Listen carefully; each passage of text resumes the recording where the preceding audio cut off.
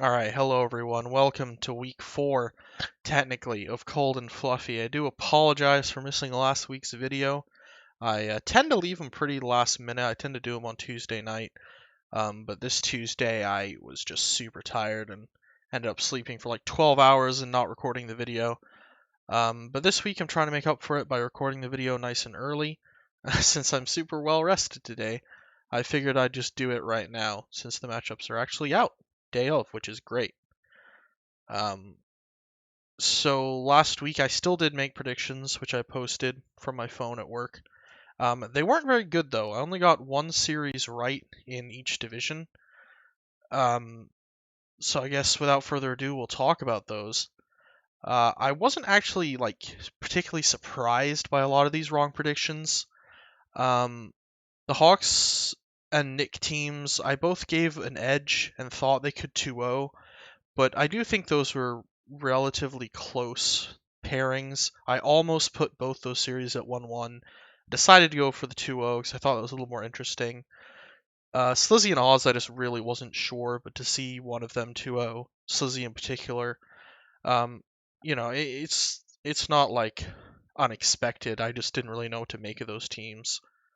Um, Similarly, my own matchup, I think if I had Phantom, I'd maybe be surprised. But I don't know. I almost put myself as a 1-1 when I realized I didn't have Phantom as well, so that's not super surprising. The Fireman Woffs game was surprising for sure. I definitely thought Woffs was going to win that one. A 1-1 may not have blown me away, because if I'm one game off, it's not that big of a deal, I guess. It's usually not a shock. But for Fireman to actually 2-0 this one instead of Woffs was definitely a surprise. And I was a bit surprised by the Lava game. I thought if Yumi were to take a game, it would at least be a close game, but as we'll be seeing soon, the Yumi team actually stomped pretty hard in the game they won, so that one did surprise me, because I thought Lava just kind of had Yumi's number based on the scrims I watched, so yeah, and then Yop, Bible Man, and Spazzy Milo I got correct, so happy with those. I did talk a bit about looking at replays instead of just Dota buffs. I've decided, at least for this week, against that. I'm going to continue just looking at the Dota buffs. I'm mostly interested in the drafts anyway. That's just, I don't know, kind of my thing, kind of what keeps me interested. So I'm going to guess be maybe a little more focused this week, but I will still just be looking at the Dota buffs. We will be looking at 3 series instead of just 2 though, so there is a little more content. I decided that I really wanted to look at 2 games in the lower division instead of just 1, because I want to look at the games that I think are most interesting in terms of how the teams are going to end up. So we're going to be looking at 2. Um, and yeah, and maybe if I'm really feeling it later in the week, I'll do more of a replay analysis kind of thing of any of the games if they were interesting. But for now, that's not happening. So we're gonna look at these games. I'm gonna move the tier list around a bit. There's definitely some things on here I want to change. I've also updated the pictures for the teams that changed their pictures. And then finally, we'll do next week's predictions. So let's start off with Lava versus Yumi. I think this was definitely the big game last week. These were the 2 top teams at the time.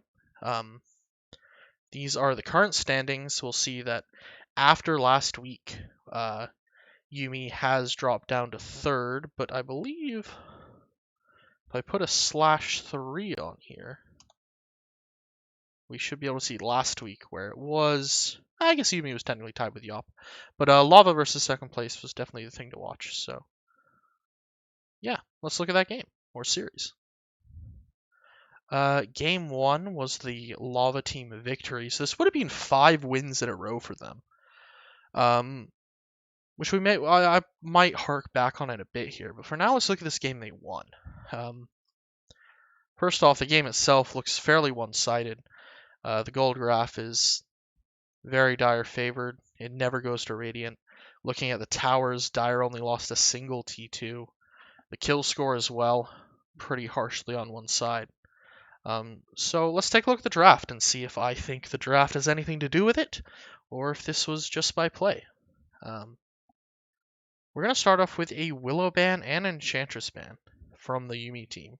which is definitely a little bit of a surprise to me. The Enchantress ban versus JB does make sense. I don't know if a lot of teams have been doing it. I definitely don't remember seeing any games where JB was playing Enchantress, but he is known for it, so it is somewhat understandable.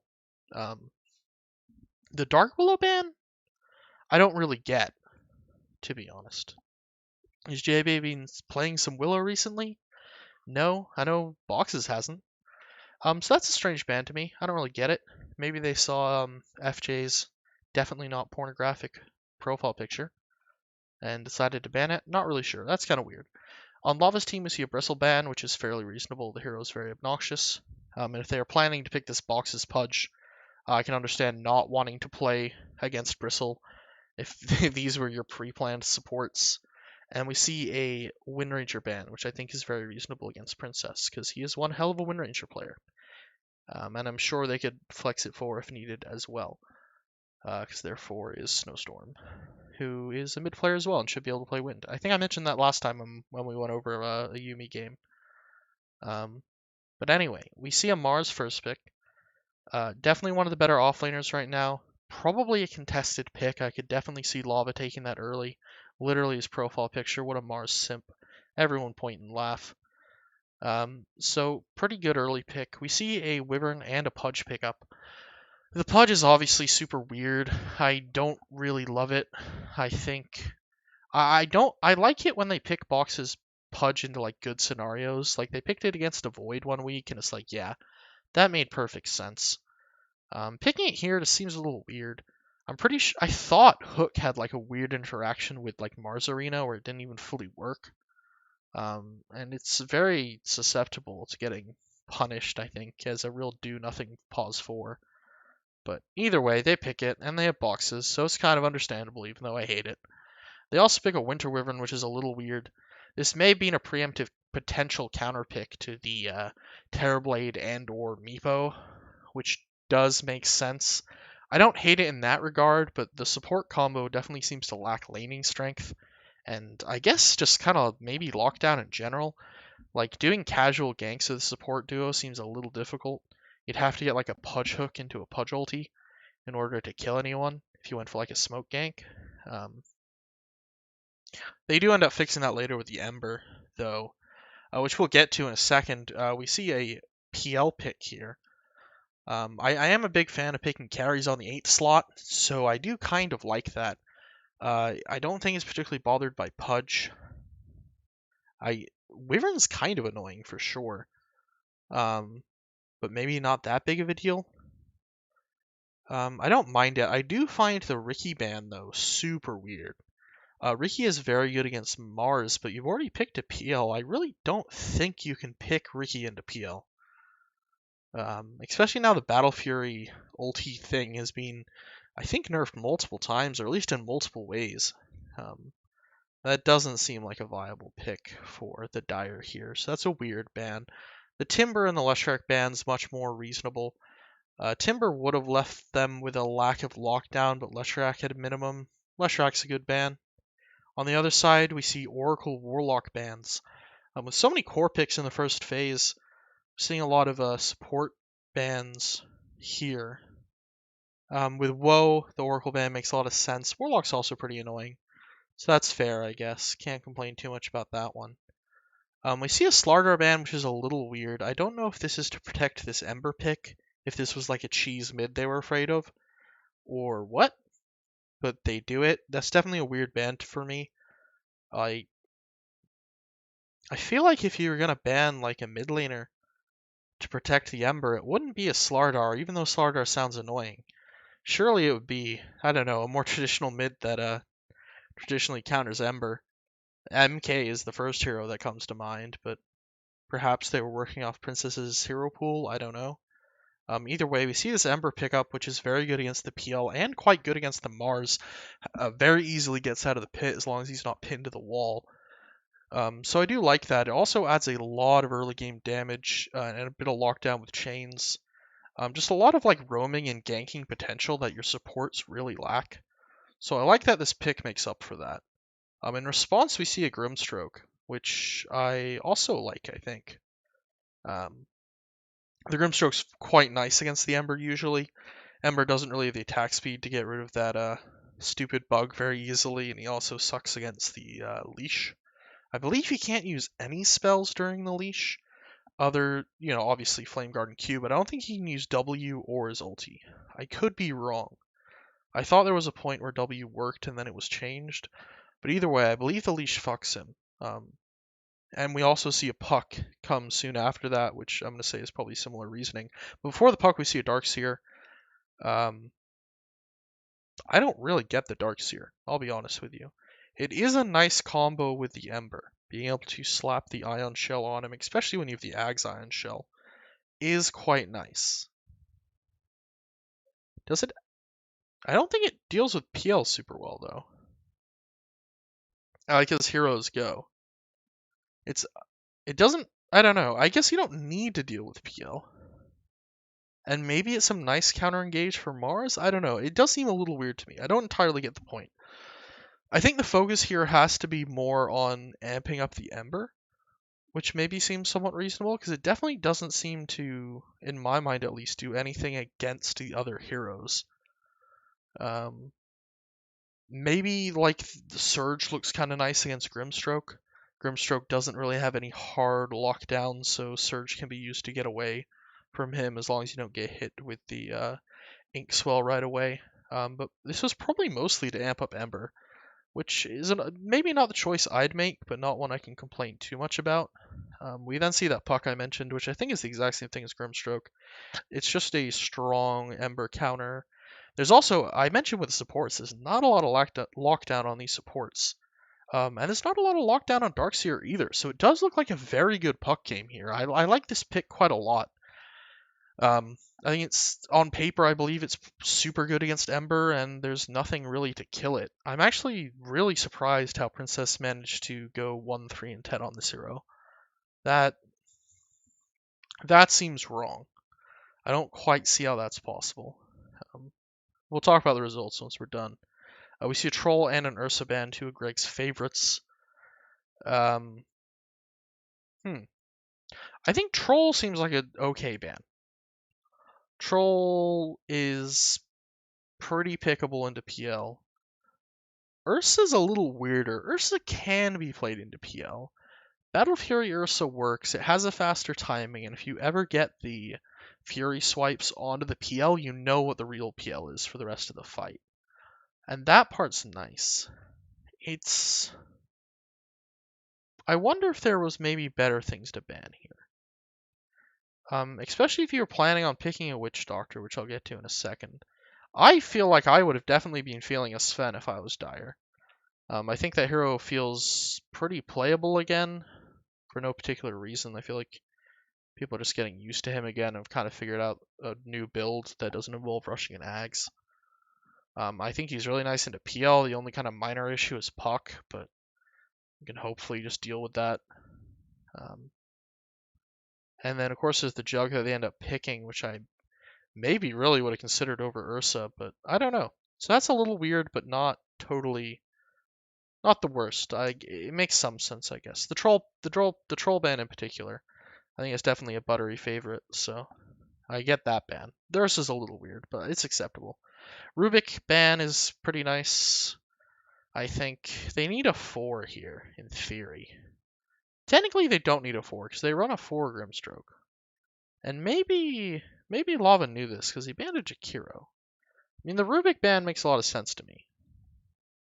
Because Rubik is annoying. Especially if he, like, steals Hook or some shit. Even worse if he steals, like, Winter's Curse.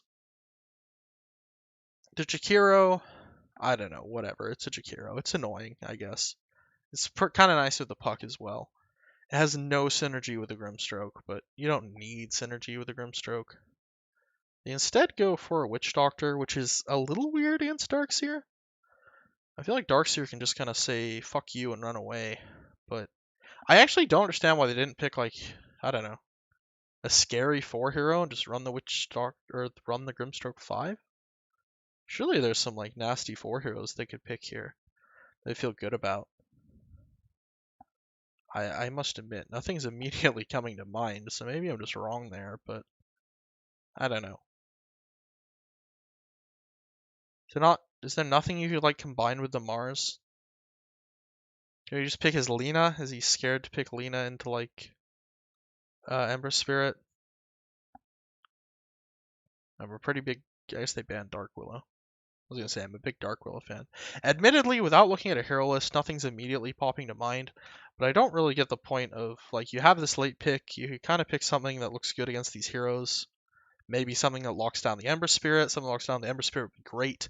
It would also kind of double up against the Darkseer, stopping people from surging away if you just pick anything with like some good lockdown.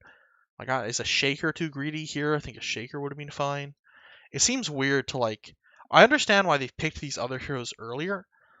I'm sure it wasn't their initial intention to pick a support so late, but if you're gonna end up with a late support pick, which is fine, it's totally fine when you have these good cores to pick earlier. I feel like you gotta at least do something with it. This Witch Doctor seems so lame. There's no threat at all. Like you aren't scared of a Witch Doctor, really. Especially because they don't have like the traditional strength offlaner that gets boned by a Witch Doctor. So that's weird to me.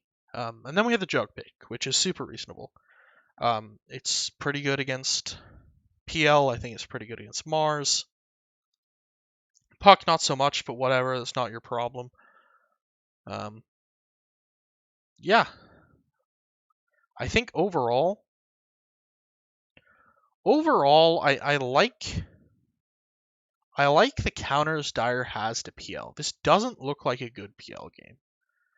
I think Winter Wyvern and Darkseer are mildly annoying, and Ember and Jug are very annoying. And the combination of all that makes PL feel like shit. And I don't feel like the other heroes are scary enough without the PL backing them up. Like, I don't know, because this does look like a very good Puck game. I could see Puck going off and like solo winning this game. I think that's probably like the big bright thing for Radiant here. But if Puck isn't like owning, then Puck is really just kind of a coil and some nuke. Maybe takes out a support, but not Pudge because Pudge won't die to that shit. So it's like you're a potential Winter Wyvern killer if you can find the Winter Wyvern, and then you're a coil, and that's kind of it. And if your PL isn't like scary, then the coil just isn't that scary. So I like the Dire draft, but I don't hate the Radiant draft. I think the big problem with the Radiant draft isn't so much the draft, but maybe more so how the Puck was played. Because if Princess isn't owning on this Puck, this draft does feel really fucking bad. Because I think Puck is like the one pick that looks really good here. I think the PL's dealt with pretty well. Mars is Mars. Grimstroke's Grimstroke. The Witch Doctor was a limp dick pick. But Princess just kind of, I don't know, shat the bed a little. Had a bad game. Probably doesn't play much Puck. And Puck's not an easy hero. Like, I don't think this is an easy hero at all. So if you don't play much Puck, I don't think you can be expected to carry the game on it. And that's what they needed here. So I think Puck is, in theory, super good against Ember. The supports have so little lockdown to hold you down. You don't necessarily take out the Jug, but I don't know, if you're owning, you can get pretty close to it, and your team can finish him off. With a big jump with the Mars, you can potentially even burst the Jug. So yeah, I don't know. I say just Radiant's draft put a lot of pressure on Princess that he wasn't able to live up to. Dire's draft looks kind of nice, even though the support duo is fucking whack. But I actually think the core duos ended up working very well with the Darkseer. I didn't love the Darkseer at first. It seemed to just kind of only buff up the Ember, but I think Jug kind of gets a similar enjoyment out of being Ags Ion Shelled and Surged. I think the hero works quite well with those. So, yeah. That's my thoughts. I think, just to wrap it up again, I think they are somewhat even. I don't particularly hate either of these drafts. I think both teams should have a decent chance of winning the game, but Radiance is definitely a bit more one-dimensional around the puck, whereas Dire's feels a bit more open-ended. And then game 2, where Yuumi brings it back in a very convincing stomp. And I already kind of talked to Love about this game because I didn't really understand or particularly like his draft very much. And I do wonder, and I kind of hinted towards this before, if after 5 straight wins, if this team just got a little too cocky, because they didn't only have 5 straight wins, they like also 2-0'd Yumi's team in a scrim. So I think there was definitely a lot of confidence going into this game.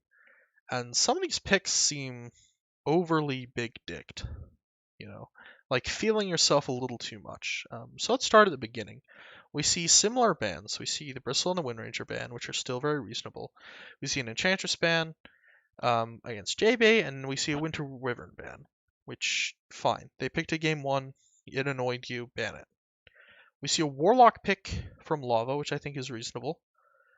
It's a very soft opener, but it's a safe opener. We then see an Oracle pickup for Woe, and a Lina pickup for Snowstorm. Big comfort heroes for your supports. I didn't mention it last time, because Lava did the same thing. I'm not crazy about the double support opening, but I don't hate it either. You kind of gotta do what you gotta do. And then we see a DK pick, and this is the thing that really has me wondering if Lava was just feeling himself, because this is a weird pick to me. Like, you have this 8 slot, this like prime slot for picking usually pause 1s. You can kind of just secure a core here, and he seems to have picked a core that, like, there's no way Yuumi would have banned DK.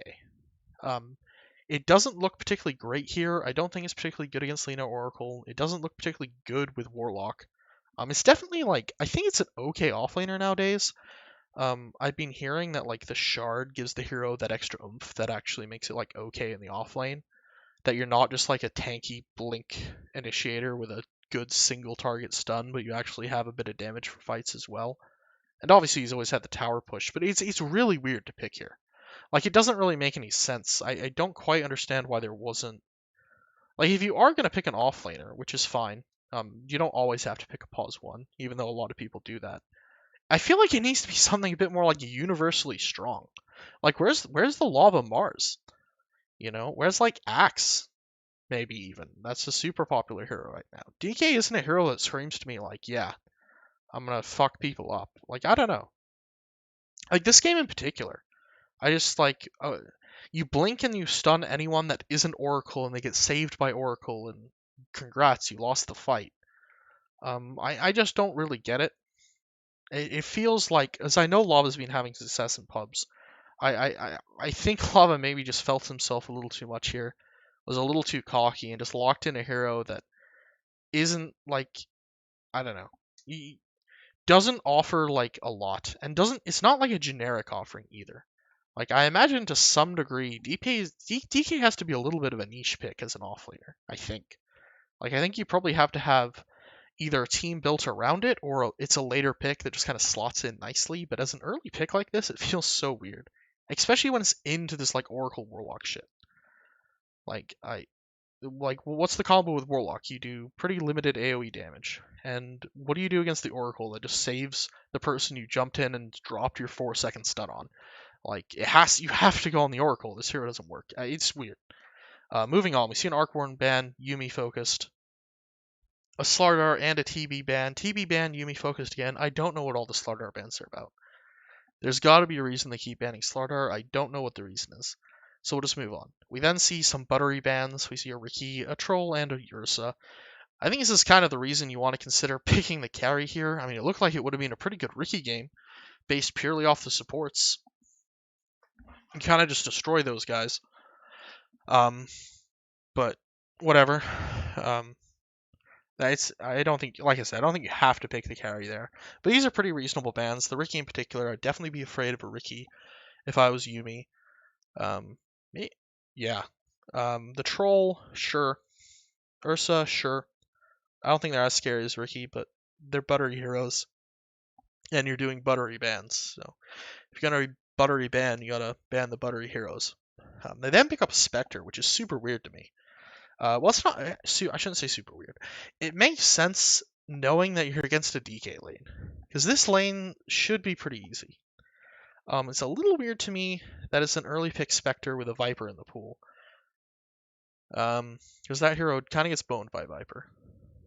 And not just Viper. I don't even think like Viper's like the biggest counter. Like the Slark's quite good, which they end up picking.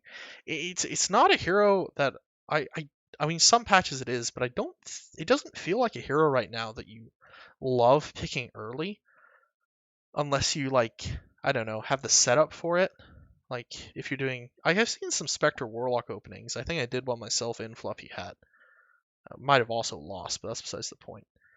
But it seems a little weird this, like, yeah, I have a Lena and an Oracle, and I'm doing the Spectre. But at the same time, I understand it, because you see a Warlock and a Dragon Knight, and you're like, yeah, I'm not feeling a ton of pressure from these heroes. Other than your towers getting pushed down early by a DK. But like in lane, it shouldn't be super hard, I wouldn't think. But maybe I'm underestimating DK's laning, I don't know. It's a little weird. Then we see a Squirrel Girl pick. I feel like this was a bit of a trap. I assume... Now, I know Boxes plays this a bit, so they're probably... I think Love actually told me that they were thinking of picking it regardless. But it seems a little weird against Spectre if the idea was to break Spectre. Because you're only actually, I think, going to land an ult on Spectre if you're going to gank the Spectre. Because in a team fight, I don't think you can realistically like find and shoot the Spectre with your ult.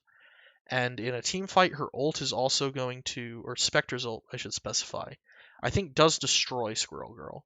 Like, Spectre is very nasty against squishy supports, because the ult alone, even without her jumping to you, can easily take out, like, over half your health. And Squirrel Girl has terrible strength gain. Like, absolutely, this hero is so squishy. So I don't like that pick very much. I don't really like it as a generic pick. I know Boxes has, like, a terrible hero pool. And the hero is probably better than I'm giving it credit for, because I know pros are picking it, but, I mean, I don't like it. I feel like it's a little weird as a generic pick, and I don't really love it against Spectre in particular. I would have preferred something that can survive the haunt a little more. Or at least, like, I don't know, a lion that can just get rid of illusions right away and then stun people. Because stunning people is always useful, I don't know. Then we see an Axe pickup, which is pretty reasonable. He's a very good hero right now. And you don't know what the carry is going to be yet, and he deals well against a lot of carries. Then we see a TA pick. And I mentioned Viper earlier, and against just the Spectre, I don't think Viper's incredible, but a Spectre and an Axe, I'm really surprised they didn't take Viper here. Because Viper's very good against both those heroes. I'm also a little surprised they didn't take Lifestealer. There is a Lena in the game, which is maybe the reason they didn't do it, but I would have thought Lifestealer would be an okay pick here too. They instead go for the TA, which is kind of weird to me. I didn't think TA was particularly good against Spectre. She's also, I think, maybe a little iffy against the, like, Lena Axe jump. I think she's meant to be good against Axe, like, just one-on-one. But if they get through your refraction shields and they Laguna you, I think you do feel a little bit sad, but that might not be as big an issue as I'm thinking it would be, given that TA tends to get pretty early BKBs. I don't know, it's a little weird that I felt like there are maybe better picks here to punish this Spectre Axe combo. Other than TA. It's possible that they're thinking with like the DK Warlock, even the Hoodwink, honestly, they don't have a ton of damage, so maybe they just wanted a lot of damage. And I do see a draft that's kind of coming together here where they have a lot of early game power against a Spectre. DK and TA can definitely deal with towers quite well early on. They can definitely snowball. So that maybe that was the idea, but it's a little weird. Like, I do think this draft is looking a little weird from Lava. We see a Quap ban and a Meepo ban. Both pretty reasonable. We see a Lifestealer and an AM ban. AM's a little weird to me, but kind of makes sense. Lifestealer I think is very sensible. Ooh, pardon me. We see Greg pick up a Slark, which is quite good here, I think. I don't think it's amazing against Axe Lena in lane. Like, that lane sounds awful. And I believe he was pretty behind in lane. I think he was like, how far behind was he? Because I did check, and he was definitely behind. On Dotobust's 12-minute timer, he was over 1,000 behind Spectre, and also well over 1,000 behind Axe. It's definitely a really shitty lane, but I understand why they want the hero against Spectre. I think with this TA pick, they should have just, like, triple downed or whatever, and just picked a hero that just, like, exists early game, and doesn't lose its lane, and just runs down mid with them. Like, a Dro pick would have been kind of cool, I think. It's obviously terrible with the Warlock, it's a whack-ass combo, but Maybe that makes draw bad. I don't know, but even though Slark's good against Spectre and it's a hero Greg plays a lot, um, I don't love it here because I feel like it doesn't go with these other picks. Like you're picking DKTA into Spectre, you're not going for like a late timing. You're definitely going to win the game early.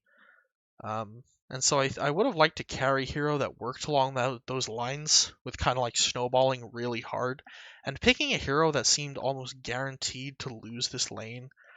Very difficult lane to axe Lena seems a little weird to me, but it's possible that when they picked it, they were thinking the lane wouldn't be as bad and Slark would be able to, I don't know, recover in jungle or something. Not entirely sure, but to me it seems a little weird. It seems like this is kind of asking for your early game to not go great. And with these heroes, I think you need a great early game. Then we see a Lesh pickup, which I think is quite nice. The hero's generically like good right now. It's good against Slark. It's good against DK. I don't know about TA, but it's probably fine against TA too, as long as you don't get blown up. You just kind of annihilate her refraction charges. That's a very nice last pick. Overall, I do prefer the Dire Draft here, and I totally understand why they were able to win this game so hard. I do still think it was possible for Radiant to win, but they really had to snowball very hard. They needed to crush the early game, take towers, get that Roshan, go up the high ground. They weren't able to do it, and frankly, against like an Axe that had an easy lane and a Leshrac that's just usually a powerhouse in the early game, I wouldn't have really expected them to. I think they would have had to outplay pretty hard on Lava's team to win this game. Or I don't know, maybe just had like a really good Slark lane against all odds. Because it is a pretty good Slark game, other than the Leshrac, I think. Yeah. Anyway, it's a little weird to me. I feel like this is a pretty whack draft coming from Lava. Um, and shout out to Yumi's team for knocking them off their high horse, giving them their first loss. The early Spectre pick was very brave and maybe a little bit questionable, but Yumi seemed to own, so very nice. Princess also with a 0-death game. Looks like they really handed it to him. So yeah, that's that series. Shall we do? Oh wow, that's Bright coming back. Holy fuck. Um, I don't like dark mode sheets, but going between dark Dota buff and light sheets is very rough. I think I'm actually gonna do the upper division tier list now. Now, despite the fact that we looked at the Yumi Lava game, sorry, I don't actually want to change where either Lava or Yumi are. I think Yop is in a good place. I think Bibleman's in a good place, despite the fact that he's like, I have the standings here still, right? Oh, wrong one. Despite the fact that he's in 6th place with 2 wins, blah blah blah, I think Bibleman's in an okay place. He's played Yumi and he's played Yop. The only team he's played from this lower section was my own, and he 2-0'd us pretty handily. So I don't think there's any reason just because he has less wins to think that Yop or a Bibleman, wrong brother. I don't think there's any reason to think Bibleman is as bad as these teams are, or it sounds a little harsh.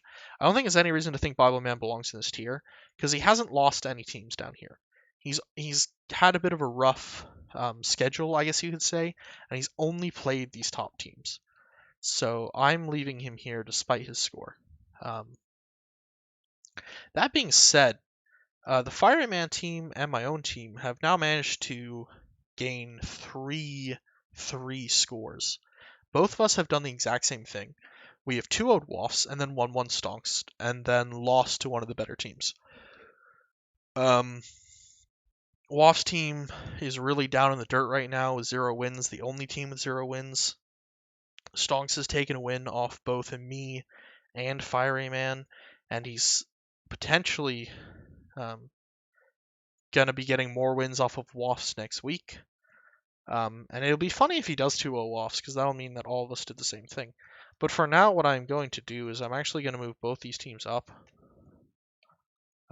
And I guess I should reiterate, I don't know if I actually mentioned it before. I don't do like ordering within tiers.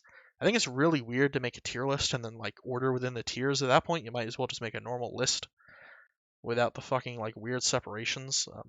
I'm doing these tiers because I don't want to specifically order them 1 through 8. But I think some people assume that the people, like, whatever, the team to the left is rated higher than the team to the right. I don't do it like that. I know I've seen like YouTube videos where people do it like that. I think it's really fucking stupid, and I don't do it. So I'll throw that one out there for the boys at home. But yeah, I think that's how I like it right now. Wasp team definitely kind of in their own league right now without winning a single game. Hopefully they can pull it back, but otherwise they're alone now in the F tier. So let's move on to the lower league games, where I got a bunch of predictions wrong there as well.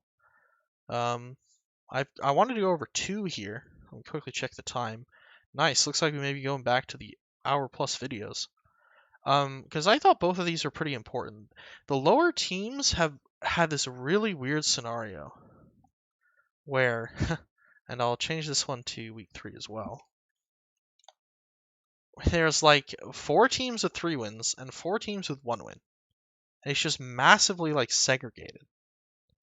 And so with all these 3-win teams playing each other, I was pretty interested to see what would happen. I think if Hawks 2-0'd, I would have like, and I guess I'll look back at the tier list. If Hawks 2-0'd, I would have definitely been moving them up to S tier.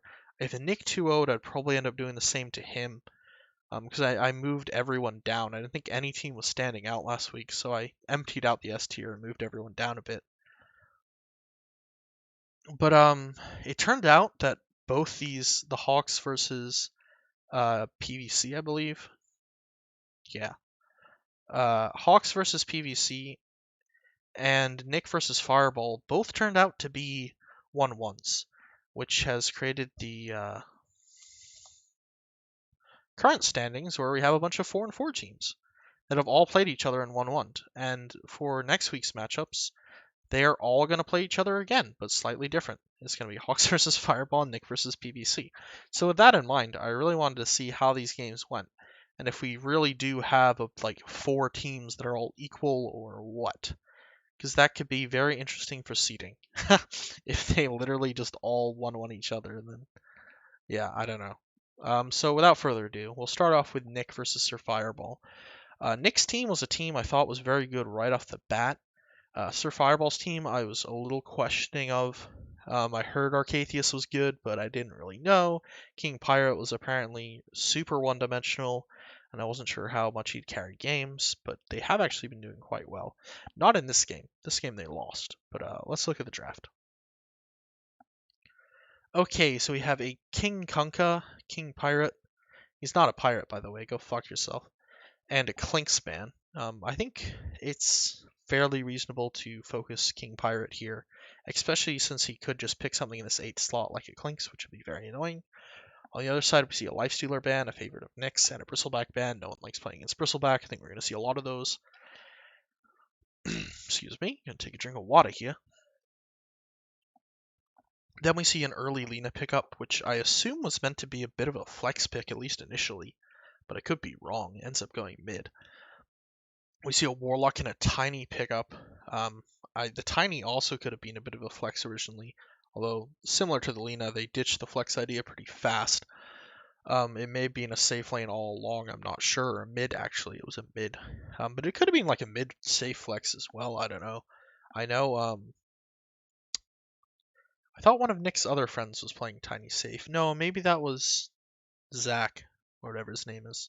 I don't think he's actually a Nick associate, they just won FHDL together, but either way, they pick up this Tiny.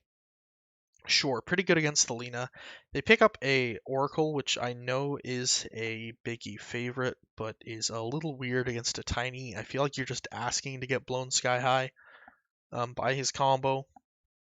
His combo is definitely not what it used to be, but especially if they put this thing on core, they can definitely still 100-0 an Oracle very easily, especially in the early game. So that's not a pick I like at all. I would have much rather seen the core, like the normal 8th pick here, where you just pick a core.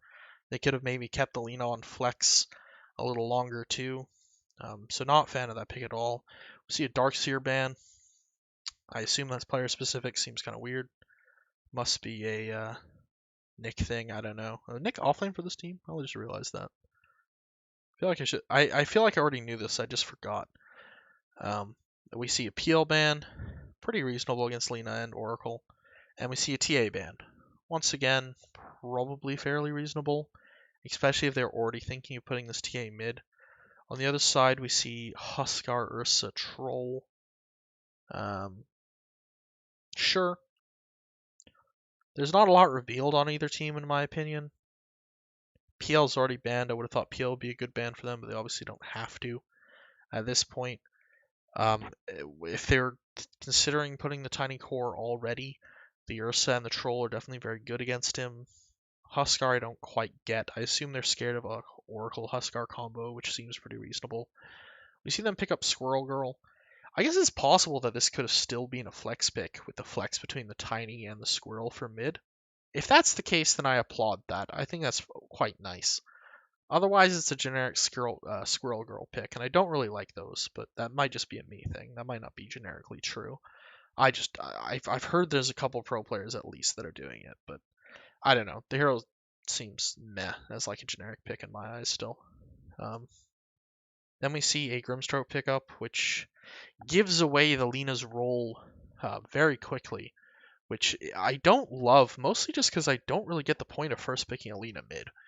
Like, overall, first picking a Lina mid. I don't know. Maybe there's something I'm missing here. Maybe they knew it was going to be a Tiny and they were comfortable with the lane. But either way, they pick a Grimstroke. It is definitely a nice combination with the Lina, and it's going to be a nice combination with their next hero they end up choosing as well, so I can't complain too bitterly, but I think more than anything, I really didn't like the opening, and that was just going to make this hero feel bad regardless. We then see a Tide pickup, which is pretty reasonable. You don't really know what you're playing into, although I think if you thought about it a little bit, you could probably see the Grimstroke jug lane coming, and that lane does suck. In theory, apparently they won the lane somehow, which I'm pretty sure shouldn't happen. But I feel like if I saw that Grimstroke jug lane coming, I maybe wouldn't have picked a Tide Hunter personally. I maybe would have tried to pick something that could, one of the very few heroes that can get out of that shit. I don't know. I guess Darkseer's banned, which is a weird thing to think about, given I didn't really understand why it was banned in the first place. I think Darkseer would have been good if it wasn't banned. I think Sand King's kind of okay. I don't know, maybe even Brew? I don't know. There's not a lot of heroes that feel happy laning into Jug Grim. Maybe Slardar, but that's kind of weird if they then don't pick the Jug. But anyway, they won the lanes, so I might be like overestimating this. I think lanes are always much less of a deal in lower MMR than they should be. Maybe not necessarily unimportant, but at least super hard to predict. I remember when I used to cast LD2L like every week, and I'd occasionally get some like higher MMR friend to watch that maybe didn't usually watch LD2L. And they'd try and make predictions based on like which lane they think they would win. Like, oh, this hero should win this lane, or I think this team will win the game because their lanes look better. And like 9 times out of 10, the lanes just didn't go how you think they would. A lane you thought was like 90% a lost lane would somehow win, or a lane that should be a tie somehow went wildly in one direction. Because 2K players are just not good at laning, and that's just how that is. There's a lot of uncertainty in laning. So it's possible I'm overplaying the Tide Hunter thing, but anyway, it's a little weird, I think, given how likely it is you're gonna get jug glitched or jug grimmed, but whatever. Otherwise, if you ignore that portion of it, I think it's a perfectly acceptable pick. You can potentially blow someone up while Oracle is still stunned by Ravage with a burst initiation with the Tiny, which is nice. Especially backed up by Squirrel Girl. I think a Ravage into Tiny Toss combo plus the big gun probably kills someone before Oracle has time to be unstunned and react. So I don't know. I think there's definitely some positives there. A lot of fight with the Warlock too. A lot of big team fight, which is always nice. Then we see that Jug pick I mentioned. It's really nice with the Grim. It's nice against the Tide, I think, in theory at least. It's pretty nice against the Warlock because you don't get bonded very easily and kill your own team. And yeah, overall, kind of a nice pick. Oh, it's always kind of nice as a generic carry. Apparently had a hard lane, 8-minute phase boost, 16-minute battle fury. But Celebi, damn, and Nyx items are really fast too. But I think the pick itself was fine. We didn't see a Razor and a Void ban. Razor ban's a little weird to me.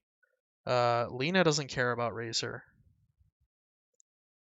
The Void ban, I think, is somewhat reasonable, because Oracle isn't a great Void save, because he can only delay damage, and if they're chronoed and getting hit, they're still probably going to die. There's not actually great combo with the Void, though, now I think about it, so maybe that's not the greatest ban. But it's okay. I can't argue too much. Similar with the Razor, I don't think it's a great ban. Lena doesn't give a shit about him, but it's a little annoying for Jug, and if they were thinking of picking a Night Stalker, then it's definitely a safe lane. Razor would be very annoying for a Night Stalker, so yeah, fairly reasonable. The Night Stalker pick itself I don't entirely get. I like that you can potentially blow up Warlock before he ults. I like the fact that you can get on top of and kill the squirrel. And I like the fact that you can potentially stop a Ravage with that unpurgeable silence. But it is really bad against Tiny, which is probably a core at this point. Unless you expect them to run Squirrel Girl core into Night Stalker, which seems like a mistake. And I think the Tide thing may be a little overblown, because I don't think you can realistically burst Tide within the silence.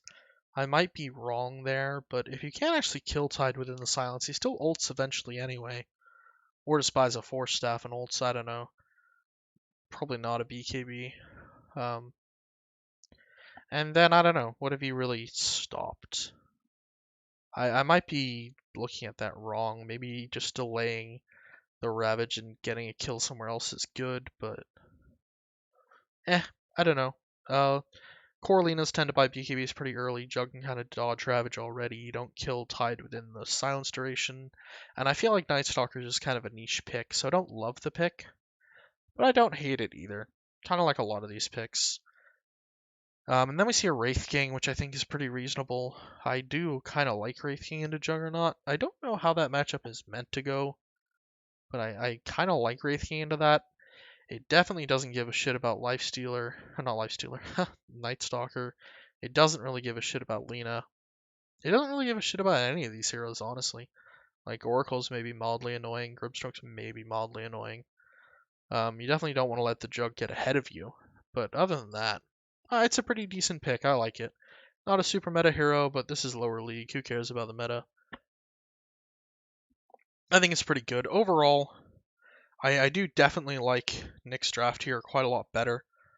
They have big team fight. They have these really tanky heroes against this Night Stalker and this Juggernaut that I just don't really think get bursted by these heroes that really want to burst them down. I think they also blow up the Oracle with the Tiny really easily, which is nice. They have the ability to take out that Oracle.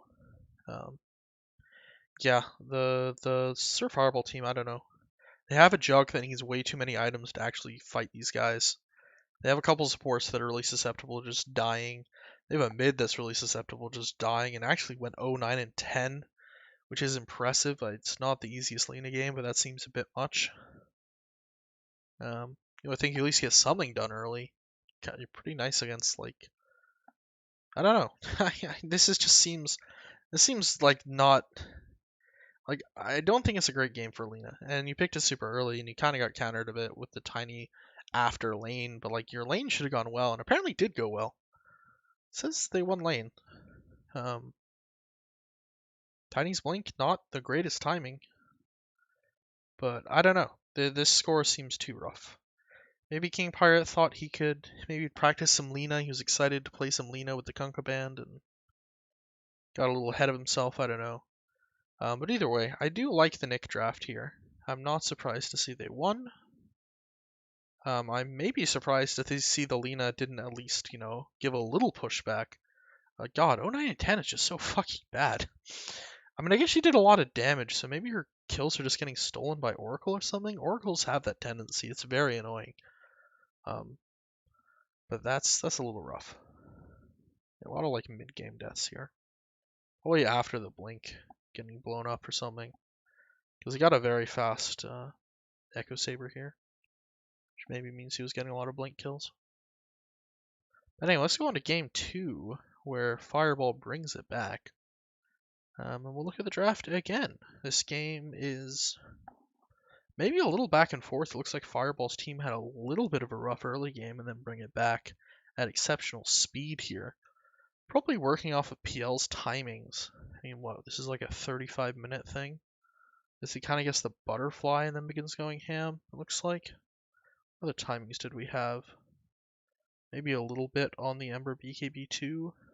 A lot of kills here. Yeah. Looks like they had a rough early game. Actually, damn, they lost some racks too. I don't know if that was here or earlier on, but definitely a rough looking game here for Fireball, but they do bring it out in the end. So anyway, let's look at the drafts. We have a Klink's Kunkka ban again. Very reasonable. We have a Tiny Squirrel Girl ban. Very reactionary bans from Fireball here. Pretty reasonable. I call these PTSD bans, where you ban a hero because you just lost to it. And I think they're really good for team morale. They don't always make the most sense in like a strategical manner, but it keeps people happy, and I do like keeping people happy. So on Nick's side, they have first pick. They take a Treant. I think that's the City of Ghouls special. Yeah, one of his most played heroes. Then we see the Roxy Phoenix. No, this is not the Roxy Phoenix. Wrong team. This is the Biggie Phoenix. Does Biggie play a lot of Phoenix? Fucking disgusting. I hate Phoenix pickers. That goes for both of you. We see Phoenix pick up. Treant obviously already bad against hitting it. It's a hero he plays a lot. Reasonable pickup. We see it combined with a Centaur. Even better, in my opinion. Centaur, good hero. Phoenix, good combo. We see a Snapfire in response to both of them. I think it's pretty good against both heroes, really. To a degree, at least. It's obviously okay against the Phoenix. Early game in particular, it just destroys the egg. Later on, I think it's a little harder to hit the egg as Snapfire. You don't tend to be as close to it as you'd like in order to take it out, and you don't quite have as many attacks as you need without some assistance. It's also okay against the Centaur. It's a little bit more of a double-edged sword against the Centaur, because you do take a low armor hero even lower, which is great, but you also absolutely fucking kill yourself on his return.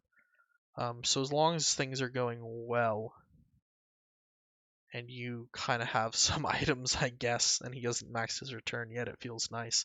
But once he gets like a maxed out return, it just feels like shit. Did he max return this game? Yeah, he did. So, I don't know. I'm also not a great Snapfire, so that might be more of a personal problem, but I have literally killed myself on a Centaur trying to take out his armor, and it was very unpleasant. We see an Oracle ban. They've already picked a Phoenix, so maybe not super necessary, but whatever, fine. They don't both play it. We see an Ursa and a Huskar ban. Don't understand the Huskar ban game too. You banned the Oracle this time. Are one of these guys a Huskar player and I missed something? Yeah, have I missed something like major here? Nope. He's still just spamming Kunkka like a baboon. Yeah, I don't really know what that's about. Whatever. Ursa. Sure, I don't. These are kind of weird bans. I don't love them. They're kind of strange. I don't quite understand what they do. We see a Drow ban. Reasonable, I think. Good against Egg. Good against Centaur and Lane. Struggles a little bit later, I think, but good in lane. We see a Bristle ban because no one likes playing against Bristle. And we see a Lifestealer ban because it's considered to be... Not only is it considered to be one of the better heroes to play into Centaur, but I think also very importantly, it is a Nick hero if they ever wanted to swap the lanes. I mentioned that game 1 and forgot Nick was off lane. I'd still ban it though. I don't know. They could always swap lanes if they wanted. It's not that big of a deal. Do it for like one game if they needed to. And even if they didn't, I'm sure a lot of lads play as a perfectly fine Lifestealer as well. And I don't think it's the greatest thing into Centaur, but it's good into Centaur. And actually, I'm talking here. I'm missing the biggest issue as well, is that it's incredible against Phoenix Egg as well. So very good ban there. I like that one a lot. I think these bans make a lot more sense in my head than Nyx bans. Then we see a Dark Willow pickup. Nifty combination with the egg.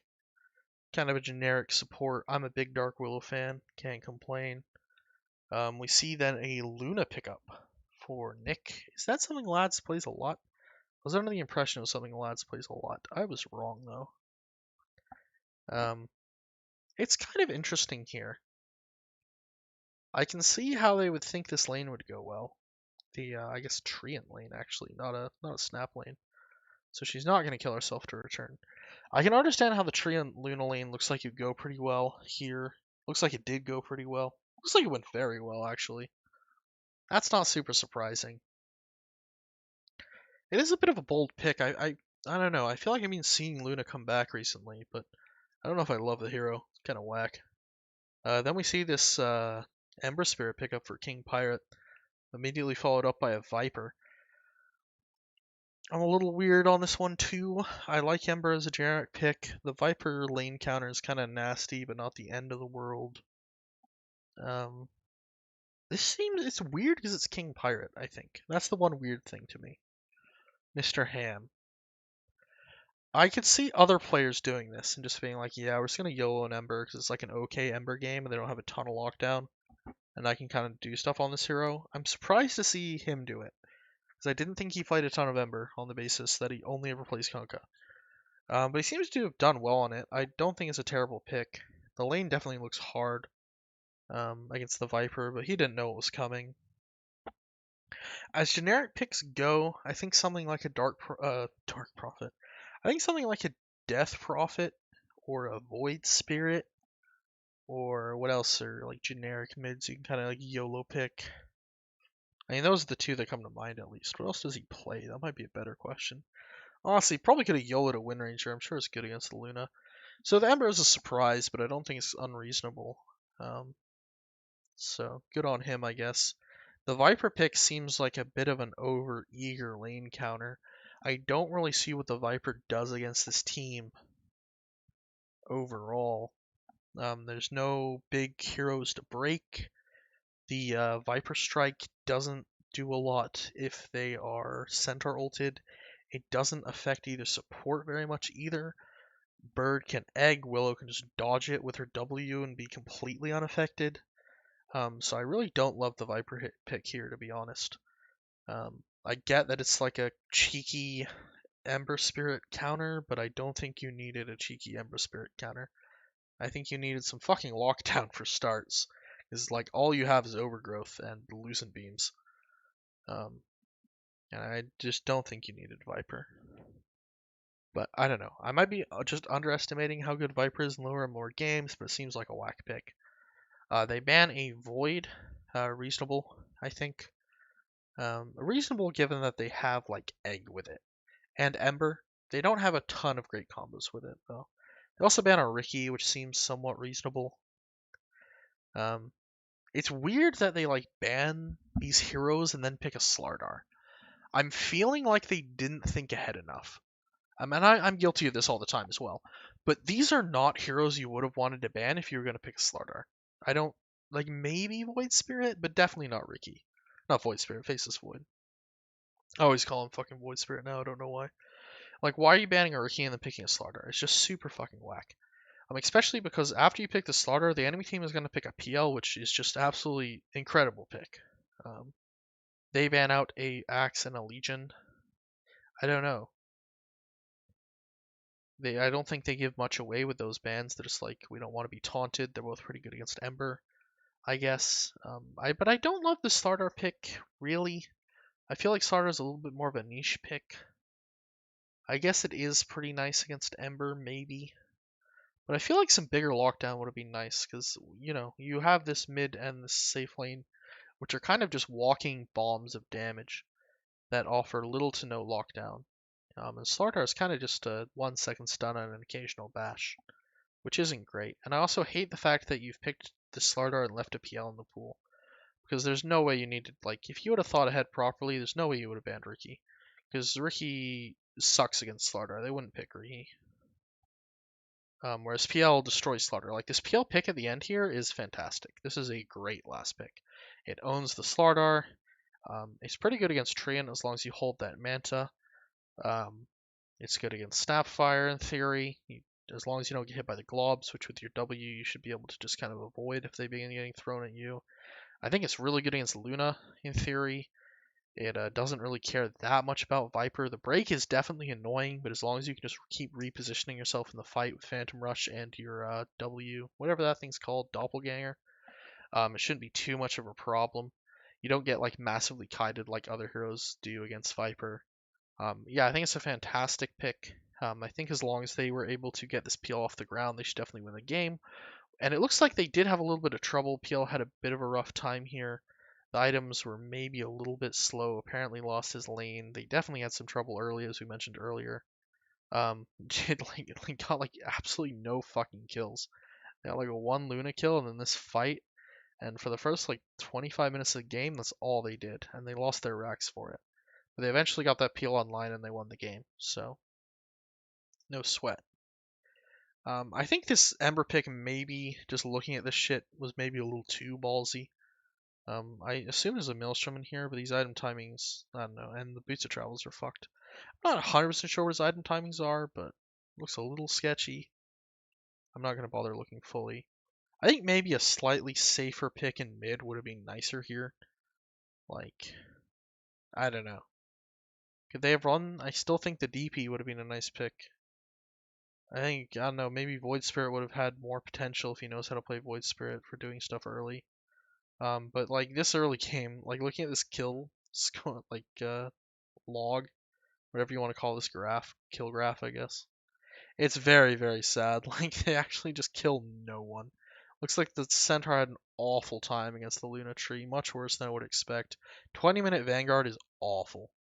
Like that is really bad. Like you had a hard lane. That's very unfortunate. So, God, they just lost all their lanes. Actually, lose lane, win game. So I'm glad they managed to get the PL online and win this game in the end. I really liked that pick, but the early game was rough. I think part of it might have been play, because I think this Centaur Phoenix lane shouldn't have done quite this bad. But the Amber Spirit was maybe a little ballsy. So maybe do something a little safer with your mid. When you're picking your mid that early. But otherwise, I like the PL pick a lot. I dislike the fact that Nick kind of didn't really ban around the Slardar pick and just YOLO picked it after banning heroes that were very bad against it. So overall, yeah, all right. I think Nick really needed to snowball early off of the lanes to win this game and just didn't quite pull it off. So let's quickly look at the other game before my time runs out. And by time runs out, I mean I don't know. I don't have any time limit here, but I'm still trying to get through it at a semi-decent speed. Because the other 1-1 game was the Timones versus PVC, aka Paul and the Blart houses. So his first game looks very stompy, 41-10. The graph is just holy shit. They still have a T1 up at the end of this game. God, maybe I should just blast through this. This was really stompy. So we see a Centaur and a Willow ban, reasonable, good heroes. We see a Viper ban, because I think these guys were first picking Viper, like Degenerates. And we see a Lifestealer ban, which I don't entirely get, but I'm sure there's a reason to. We see a first pick Bristleback, and to counter it, they did a Legion, which I like. They also picked a Warlock, which is a little weird, because I feel like Warlock does absolutely dick all to the Bristle. I think the only thing he really offers is that you can chain Bristleback to his teammates, and then as Bristle takes damage in the fights, everyone else dies, which is kind of nice. It's possible that the Warlock was intended to be generic, and it was only the Legion that they were counterpicking with. I don't really see what's the point of doing that, though. I like the Legion pick, obviously, but I don't see why you can't pick a... I don't know. Do you have to be so generic with the support? I don't hate the pick. Like, I think Warlock's fine, but I don't know. It's a little boring, I guess. I think it's fine, though. We then see a Wyvern pick, I think an attempt to counter the Legion. I'm not sure how well that actually works. The big thing with Legion is that she flips the Bristle around. She doesn't necessarily have to do the damage herself. So the Bristle's still standing there for like 5 seconds facing one direction. They can still blow them up with magic damage. I don't like if you're gonna pick a counter to duel. I think you would much prefer a Shadow Demon. Something that actually gets rid of the duel, not just stops physical damage. So that's got a little whack. No, I mean not terrible, but I don't love it. I don't think I would have picked it because once again, like I kind of mentioned before, eighth pick is like a really nice pick. This is like one of the best parts of having first pick is this eighth slot. So I think slapping a mediocre support in there is not great. We see a Razor ban, a little weird. Puck ban, also a little weird. And a Juggernaut ban, which I think is probably a little more reasonable. And I'm sure a lot of these bans are kind of aimed at players in ways I don't understand because I'm not doing as much scouting as the captains are, and I'm sure comfort picks are always super important. So to my eyes, they're weird, but they probably made sense. We see a Lone Druid ban that has to be player specific. It's a Chad thing, I think. Dirty Lone Druid player. We see a Bane ban. Bane Wyvern would be a weird combo, but sure, I don't hate it. And a TA ban. Is that also a Chad thing? A trash boat thing. It's a trash boat thing. Reasonable. I think TA ban's fine. We see a Lena pickup with the Legion. There's been a lot of Lena 4. I didn't think this hero was very good right now, but whatever. People are picking it. People are winning with it. Great to see. I think it's an okay combo here. You don't really have like the stun into stun that you like to see with a Lena support. Like you see like Centaur Lena, Sand King Lena. Those lanes are really fucking nasty. Um, Legion doesn't seem as nasty, but whatever. You can at least follow up on her duel later on, so cool. It's fine. We see an Ogre pickup. Why not? It's kind of lame, but do what you gotta do. I guess. I don't know. That that doesn't feel like a great support right now, to be honest. Like if you're gonna YOLO pick a support, like I don't know, pick a fucking Grimstroke or something. A Dark Willow. I don't know. Ogre's just lame. Um, we then see a CK pick, which is interesting. I have not seen a lot of CK. It looks like he did really good here. I don't know if this is like a bristle counter I haven't really thought about. He has some lane sustain. He has some anti-armor. Um, on paper, I can see him being okay against bristle. He's probably, like on paper, not very good against Wyvern. Although in lane, he should be fine against Wyvern, I guess. And they do know this is probably a Wyvern bristle lane. I feel like if it was a Bristle Ogre lane, it wouldn't have felt as nice, but who knows? It's an interesting pick, honestly. It's not a pick I would have thought of. And it's a pick that seems to have worked out very well for them, so good for them, I guess. This may be a bit of comfort. Yeah, Rabi's top laner, all going to be offlaners, but either way, cool. I don't know if that's like a secret pick or comfort pick or hidden tech or what, but alright. Cool. We see an Ember pickup for Mr. Trashboat. A little weird to pick Ember into Legion CK, to be honest. I know he has Illusion Clear, but CK is not a Terrorblade or a PL. CK is going to get on you and blow you the fuck up, like a tiny would almost. He's not just sitting back there hitting buildings. He is aiming to kill people, preferably in a very short period of time. And those are the exact kind of heroes that are problematic for Ember. So I'm not sure if I really like the Ember pick here. That one seems a little iffy to me. Especially because you're also against a Legion, which just kills you as well. Once again, I'm a fan of the Death Prophet hero. I swear I'm not saying this because I just lost to it. I've always thought Death Prophet's like a pretty good generic mid, but Death Prophet's kind of the same issue where you get blown up, I guess. What else could you pick? Necro would have been cool. Necro would have been nice. DK would have been cool. Both the heroes you banned would have been very good picks, actually. Um, Probably even better than the Death Prophet. I think you want something that can kind of tank up against this shit. Or if you really want something like stands back and deals with illusions, pick Zeus. Like you do have a Bristleback and a Wyvern ulti to stand in front of. So as long as you don't need to get down there in the fight like on Ember, you could probably and I guess Death Prophet's the same problem as Ember. You need to get down in the fight to some degree to do damage.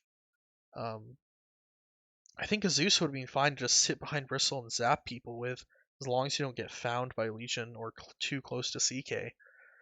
And like I said, the heroes they banned are actually, I think, pretty good too. The Ember seems a little misguided though. I like maybe you can style them hard enough. Like Ember is a pretty like high impact, high skill cap hero if you're really good at it, but It doesn't look like a great Ember game. I'd definitely be terrified of just being absolutely slaughtered by Legion or CK this entire game. Who actually ends up killing in this game? I guess the Ember kills. Kind of a mix. It looks like they got at least probably 2 duels on him. It's possible some of these other deaths were also to duel. It looks a little rough. I wouldn't want to pick Ember here. Moving on. They banned a DK and a Necro for God knows what reason. Necro, at least, I think is meant to be decent against the Bristleback. DK's fucking weird. Maybe it makes sense. I don't quite get the DK ban, but it might make more sense to a mid player. Is he good against Ember in lane? Is he a problem for Bristle? I understand that Bristle can't really kill you, but surely you can't kill Bristle either, so who cares? Kind of weird. On the other side, we see Slark ban. Sure, and we see Wraith King ban. Which I think Wraith King would have been not that big of an issue, but sure. They then pick a PL. Initially, it looks like a pretty okay PL game. I think he's pretty good against CK. I kind of like 50-50 against Legion. The lane can be rough, and if they find the real PL, they can definitely duel and kill you. But there's not a ton of AoE here, so I think it's an okay pickup. Unfortunately, we then see a Leshrac last pick, which is very good against the PL. And is decent against Bristleback too, I think. I could be wrong on that, but I think it's meant to be like okay. But it is very good against PL. So this is now not such a great PL game. I think if I was looking at the drafts alone, I'd be a little confused by the CK pick. But ignoring the CK pick, I like that Radiant has answers to the PL, the Bristle, and the Ember Spirit. I think once they get a duel off, that burst from CK can go a long way. I think Rabby probably just played the CK really well, though. I feel like this is a surprisingly high score. But I do like the draft here. I mean, the Leshrac, it's an obvious pick, but I'm glad they picked it. The Legion pickup was nice. I think the Ember Spirit pickup was really questionable. The PL pick seems pretty reasonable, but unfortunately just kind of got countered here. And the Bristle had a bad game. Bristle's such a hit or miss hero. The fact that he lost lane and is playing against a Legion, like who killed the Bristle this game? Leshrac. Once again, that still could have been wall dueled, but I was looking at this wrong, wasn't I? This is Bristle's kills, other way around. Who killed Bristle? 1 on Legion, 2 on Leshrac. Did he die 4 times in lane? Are these all lane deaths? No way, right? No, he actually didn't die in lane at all. He just never hit a single creep. Which is weird. You should hit creeps. It's a good thing to do. This is a massive net worth differential. Whatever. Words. It's late. Yeah, I don't know. The Bristle pick gone wrong. If Bristle doesn't own lane, the hero's great right now, but if he doesn't have a good lane, he is fucking useless. Literally just a ball of spikes. So yeah, pretty nice draft here, I think, from Hawks. It's definitely a little janky, but I kind of like that about it. I don't know. The CK pick, I'm still admiring the CK pick. And they had an incredible game, 41-10. Very nice. Let's move on so we can wrap this up. The game they lost. Okay, so how did Nick pull this one off? Let's have a look. We see Viper Bristle bans. That's a little different from last time, isn't it? Yeah, it was Viper Lifestealer bans last time. Bristle ban, probably a bit more sensible. It's a scary hero, even though it just lost a game. Centaur, Willow bans stay the same. So we see a first pick Warlock, generic hero, fairly reasonable. We see an Axe and a little Shredder. Actually, what's the hero's actual name? Snapfire. We then see a Lifestealer pickup, which I guess was banned the first game. Perhaps this is why it's banned. Maybe they've been picking it a lot. I don't know. A little weird. I don't think it's incredible against Axe, but it's probably better than a lot of heroes. So I don't know. Probably can't complain too much. I guess okay. See a Razor ban, very reasonable. We see the Chad Fart House Lone Druid ban, reasonable. We see a Bane ban, very reasonable. On the other side, we see a Puck ban. Sure, I think it's a Fish special. We see the Mars ban. Not so sure if there was any particular reason for that, but it's a generically good hero. Can't complain. See the Leshrac ban once again. Generic hero. Fishay has I think been playing it quite a lot. They got destroyed by it last game. Well, maybe not destroyed, but they lost to it last game. And then they pick up a Grimstroke, kind of just a generic support hero. This cat, get off the keyboard. Can't complain too much. I think Snap Grim's a little bit lame of combo, but whatever. It's better than Ogre. Ogre was just like, what the fuck are you doing? I just realized I've been kind of putting these close to the top of the screen. I hope you can see everything I've been doing. So I do cut part of it off. But anyway, we'll worry about that later. We then see a Lion pickup, which is pretty reasonable. You want some lockdown for sure, especially with the Warlock pick. We then see a TA and a very foolish Veno response. Veno is I don't think you should counter like this. I think this is just asking to get beaten. Good TA players do not give a shit about Venos, especially shitty Venos. I really I think the picks on both sides are pretty reasonable up until this point. The TA is I think also particularly good against the Lifestealer, which is a nice little counter. I hate the Veno pick. Like, I don't know, if you're gonna play against a TA player, like someone that actually plays TA, unless you're actually good at this hero. Let's have a quick peek, I guess. Like, I don't know. Dude doesn't even play Veno. This is like just kind of asking to get your ass kicked, I think. Like cheeky counters like this just don't work. I don't know. I mean, I know at least for like a higher MMRTA. This just like some guy like YOLO picks Veno that doesn't really know how to play mid into a TA that knows what they're doing, and the Veno definitely just loses. It's you have like no damage and you're very slow. The lane is not as easy as you would think.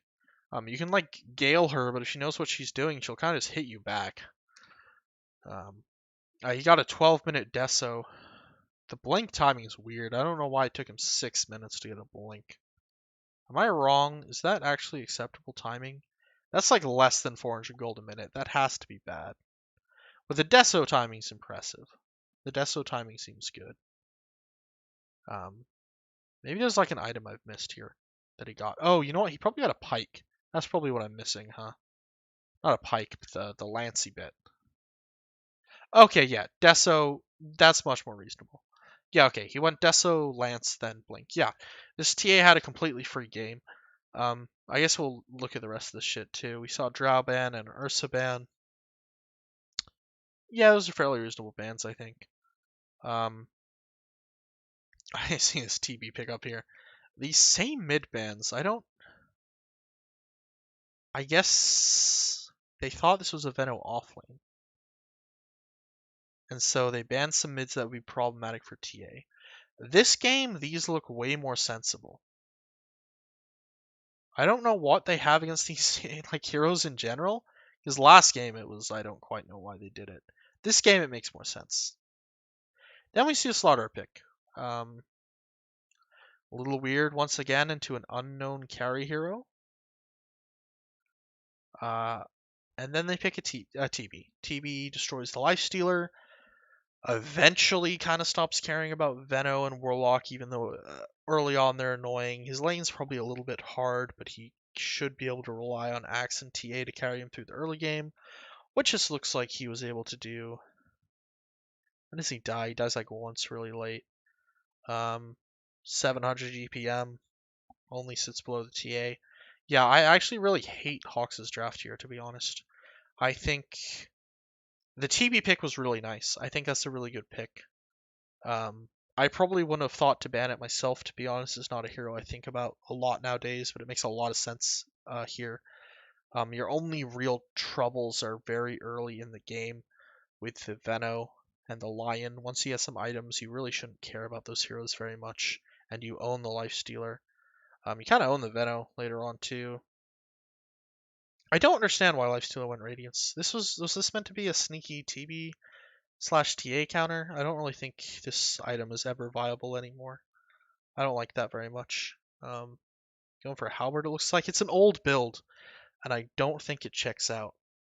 The timings don't even look terrible. I mean, they're not good either, but at least the Radiance one. Obviously, the Songe 28 minutes followed by no items is really rough, but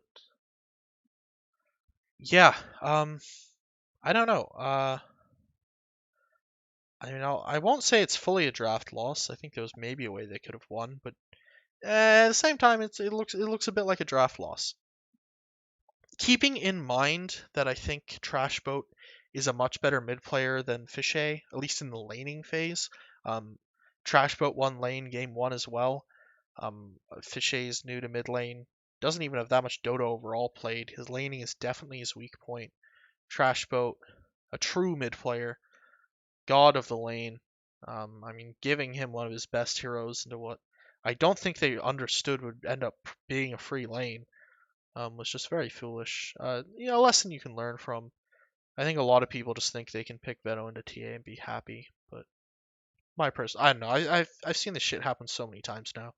It's like Kihu, I'm gonna counter this TA spammer with a Veto, and the TA spammer just beats him because they have no fucking damage and shit. So, and I don't, the Slaughter pick as well. I don't really like the blind Slaughter picks very much. Nick did it last game too. Um, there might be something I'm missing there. Maybe it's working somewhere. Something has inspired these blind Slaughter picks that I don't know about that actually makes it reasonable. But my gut reaction is, as offlane blind picks go, it seems pretty underwhelming. So yeah, that's that. Let's do some tier list because I definitely have some changes to do here before we do our predictions.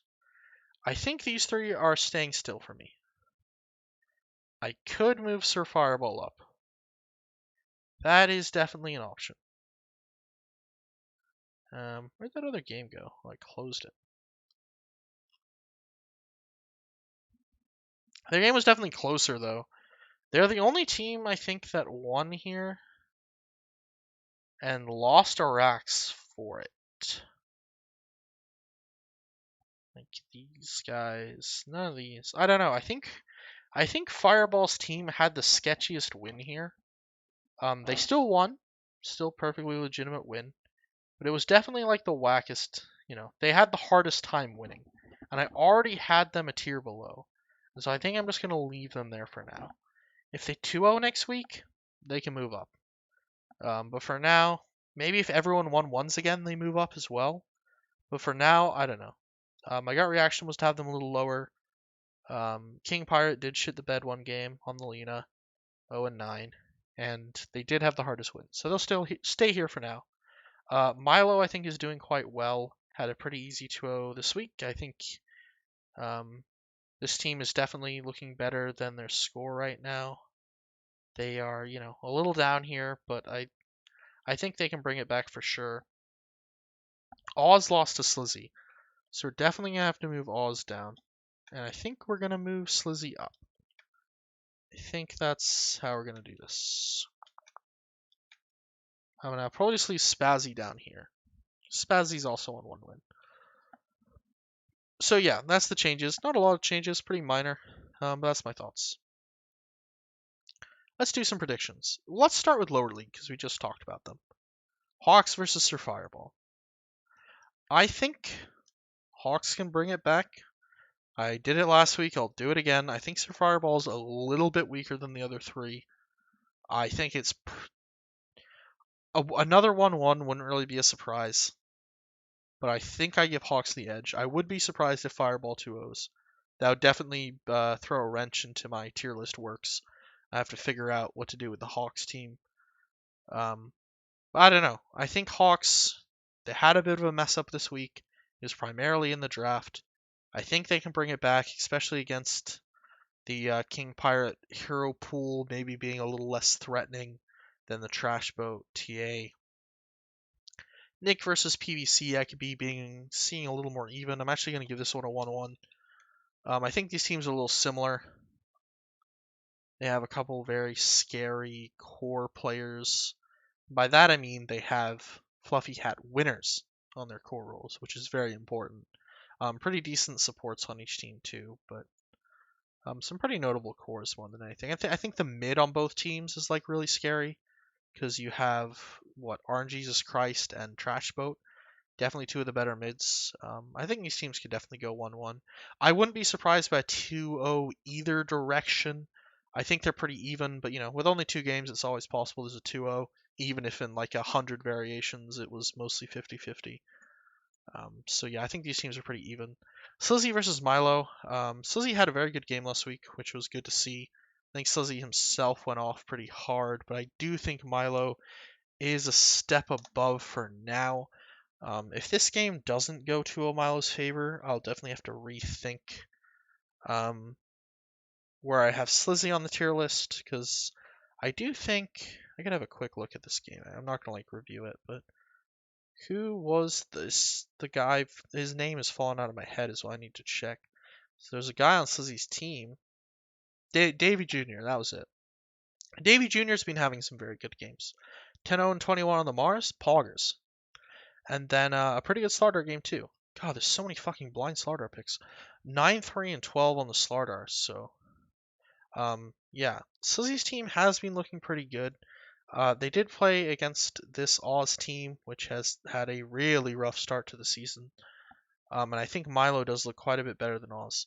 So I am expecting Milo to 2-0, but you know, if Slizzy won ones or even 2-0s, then I've definitely underestimated him. So I'm not expecting it, but I guess I won't entirely rule it out, so to speak. Spazzy versus Oz, battle of the 1 and 5 teams. Yeah, I don't know. I think similar to Slizzy versus Oz last week. I'm gonna kind of say I'm not really sure. Neither of these teams has shown a lot, and so I don't really feel confident saying either of them can 2-0, but one of them probably will. I'm kind of expecting a 1-1 there, though. Not expecting a 1-1. I just don't know who to call. This is the more accurate way of saying it. They both looking a bit weak right now, so who knows? Maybe Oz can pull it out with some mid play. Maybe Pyro can carry a game. Who knows? I think the wins these teams have as well are like so rough. It's not just that they have one win, but Spazzy won a game while like still being 20k behind somehow, and then Oz won a game because a Slark like bought an item after dying and therefore didn't have buyback, which was like one of the dumber throws I've seen in a while. Just very casually buying an item so they no longer had buyback after they died. Um, it happens. It's a learning opportunity, but like these are the reasons these team won. It was very much on the other team making pretty big fuck ups. So it's really hard to say because they haven't really shown much prowess at all season. But I guess enough bullying them. Let's move on to upper tier, or whatever you want to call it, upper div. Lava versus Yop. Oh, one thing I was gonna mention about Yop's team on the tier list and why I didn't move them to S tier that I forgot about was that Yop's team has been using a lot of stand-ins recently. TK was their offlaner.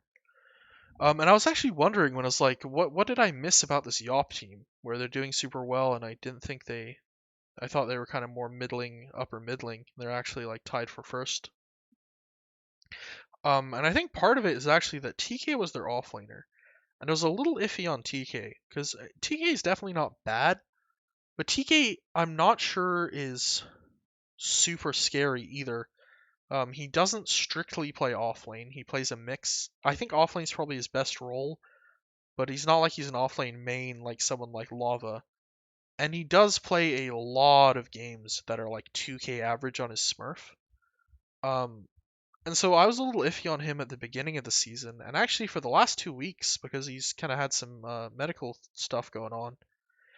Yop's been using stand-ins, and the stand-ins have been, I won't say rigged. They're like the same MMR as TK. I'm sure the other captains approved them and were happy with them. But they, like, especially like last week, like it was a player that played almost exclusively off lane, had like a 55% win rate, played in stacks with Pishta and Foo Squash, like very high MMR party stacks. And just looked on paper to be like a very good player and had very good scores. And then I looked back at week 1 where they barely 2-0'd the Wafts team, the 0-6 team, and TK, going 1-8 on Centaur, 10-10 on Sand King. With TK supposedly being back this week, I think Yop might look a little less dominant. I don't want to say that the offlaner's been like winning them the games because they definitely haven't. Yop himself has been the star player of this team without a doubt. He's been having insane performances. but I do think they'll be looking a little weaker this week. And I do still think that Lava is my like number one team for upper, the team to beat. So I am once again going to predict Lava to 2-0. And maybe if they don't do it this time, I'll finally stop predicting them to 2-0. We'll see. Me versus Yumi? You know what? I think I can take a game. I'll have some confidence. Phantom's coming back. Yeah. I believe in myself, even though I definitely shouldn't. Bible Man versus Fireman. So Fireman really like surprised me last week. GSP came back and they 2-0'd. Perhaps I should have seen it coming, because I did think GSP being gone was a pretty big issue for the team. But still, the 2-0 was a bit of a surprise. So now I'm not sure. I think Bible Man is probably better than them still. I think Bible Man has had a really rough schedule so far. They 2-0'd us, and then they just played the two best teams and lost to them, which is unfortunate. But it's a little hard to say. I think I will go with an 0-2, 2-0 for Bible Man. But, honestly, I don't know. I feel like I haven't really got to see the true Fiery Man team yet. Like, this was the first week they really played with their full roster, and I don't know, it was against the Lost team. So, they did look quite dominant this week. I'll give them that. It wasn't a close win. At least the game I saw. Once my games were done, I kind of watched one of theirs. So, yeah, maybe Fireman could do this, pull a 1-1, maybe even a 2-0. But I think for now, at least, I think the Bible Man roster does look stronger. And I will be surprised by Fireman 2-0. I'll say that for sure. Could happen. Anything could happen. But I think right now, where my head is at, I think Bible Man is the better team. Then Stonks versus Woffs. I think we just kind of have to keep tradition going here for the 0-win season. It is definitely possible Woffs wins a game here. I still think Woffs' team has incredible potential, and I'm sure all of anyone that knows the players on this team will say the same thing. They're all very good, but they're all absolute baboons. I think Scrub said that that team had the potential to be like the best in the league if all their players played well at the same time, but it'll never happen. And there's probably some truth to that. I don't know if he may not have said best in the league, but I don't, there's definitely a lot more potential than they're showing here. Woffs, I think, has the potential to be incredibly good. Scroom is very good. I think even PJ and Brent have a lot of potential if they, I don't know, show up and put out, but they haven't done it so far. I think it is possible that maybe they just get their shit together, and pull off a 2-0 here, maybe make a bit of a comeback. But especially with everyone making playoffs, I feel like a team like this that is just so memey and just totally playing this league just for fun and to have a good time, I think there's a very high chance to just get 2-0 again. So I'll believe in Stonks continuing the legacy of the 0-win group stage for Woffs. All right, and that's everything. What's our timer at? Nice, 1 hour and 30. Back to the good old days. So yeah, good night. You're welcome for the early content. Praise me as your Lord and Savior. I might make a little video over the weekend to make up for the week I missed, but probably not. And yeah, see you next week.